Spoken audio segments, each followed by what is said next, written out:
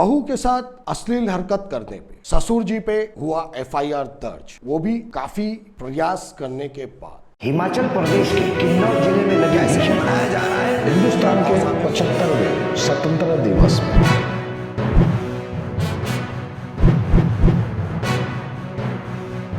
मैं शेख शाहिद, आज का महानगर में आपका स्वागत है। 10 मार्च के दिन मुमरा पुलिस चौकी में एक एफआईआर दर्ज हुई। इस एफआईआर को दर्ज करने वाली एक बहू है। बहू के आरोप है उनके खुद के ससुर, जो बहू अपने घरेलू काम में जब लगे रहती थी तो ससुर आगे पीछे करके कुछ ना कुछ अश्लील हरकतें करने के लिए बहू के आगे पीछे घूमते हुए नजर आते थे। बहू ने काफ़ी शिकायत की, घर के सारे लोगों को शिकायत की, मगर शौहर ने उनकी बात नहीं सुनी। अपनी पत्नी का नहीं साथ देते हुए अपने पिताजी का साथ देते हुए दिखाई दे रहा था।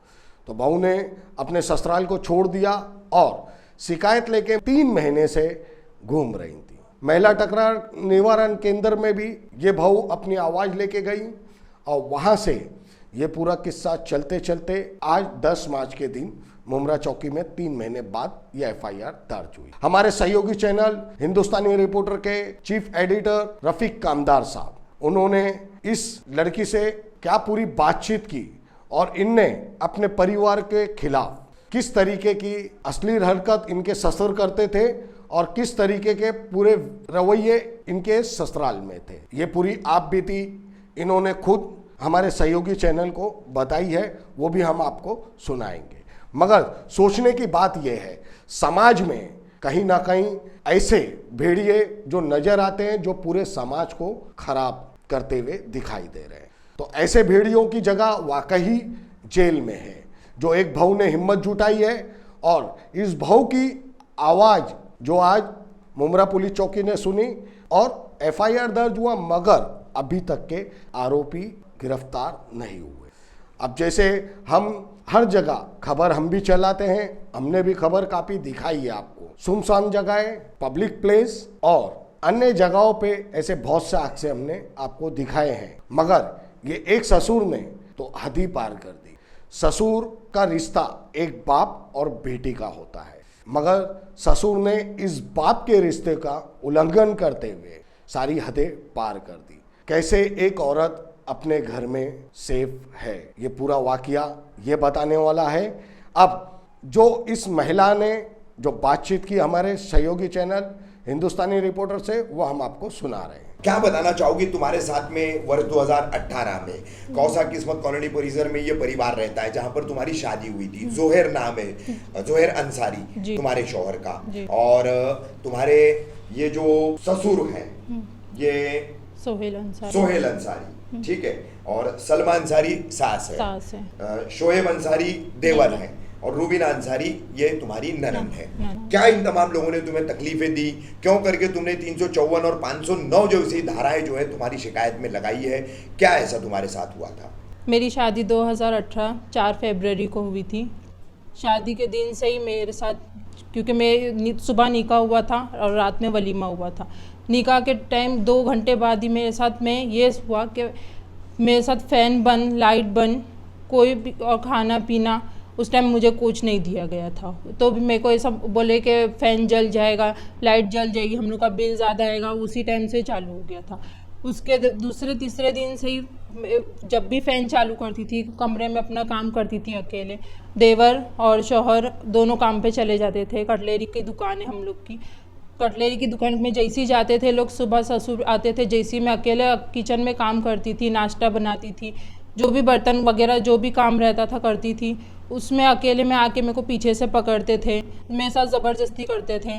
जैसे ही मैंने शौहर को बताया कि मेरे साथ ऐसा ऐसा करते हैं, वो लोग ने मेरी बात ही नहीं मानी। वो बोलते थे हमेशा, मतलब यही बोलते थे कि मेरे अब्बू है, वो चाहे जो करेंगे, वो यहाँ के बड़े हैं, तो वो जो बोलेंगे वैसा करने का। और यहाँ पे मेरी बहन भी रहती है, उनके साथ पे भी ऐसे ही करते हैं, उसमें कौन सी बड़ी बात नहीं है। अगर रहना है तो यहाँ पे ऐसे ही चलेगा। बोले बहू आती ही इसीलिए है कि उसके साथ में ज़ोर ज़बरदस्ती कर सकते हैं, बोले इसीलिए हम लोग लेके आते हैं बहू को। बोले अच्छा, ये इतने दिनों में 2018 से लेकर के ये तकरीबन अभी 4था साल हो रहा है, और अब ये एक दिन पहले तुमने शिकायत दर्ज कराई है।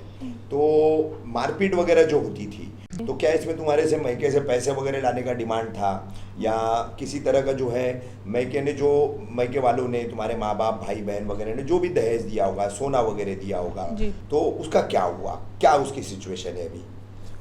सोना तो जो मेरा जो भी सोना था, मैं मम्मी लोग ने जो भी दिए थे मेरे को, सब वो लोग ने ले लिए हैं।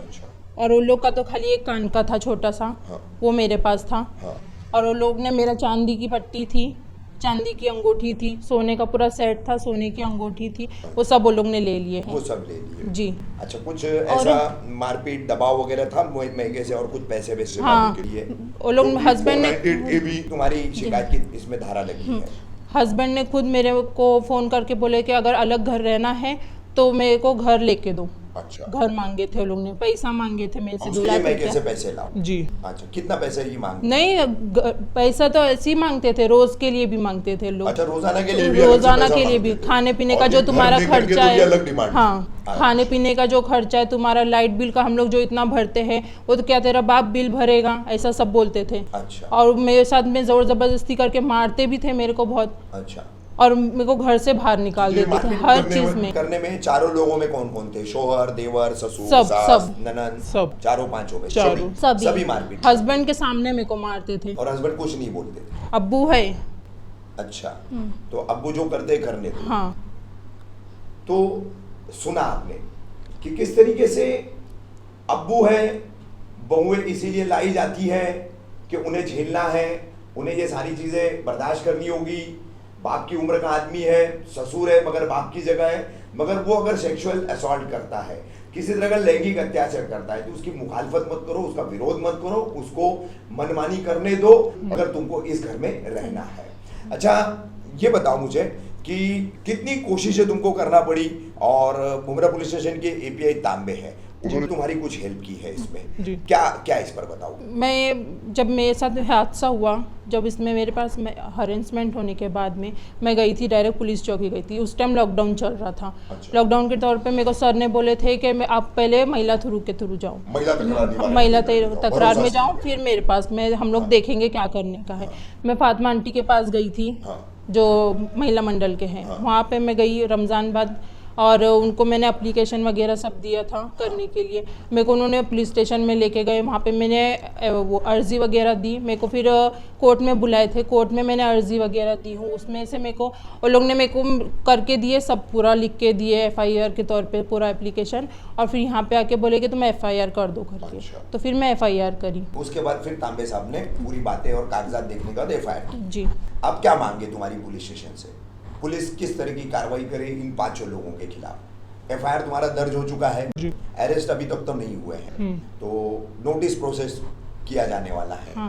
नोटिस के बावजूद भी अगर वो नहीं आते हैं तो तुम पुलिस से क्या चाहती हो? उन लोग को अंदर करवाने के लिए जेल होनी चाहिए। जेल होनी चाहिए।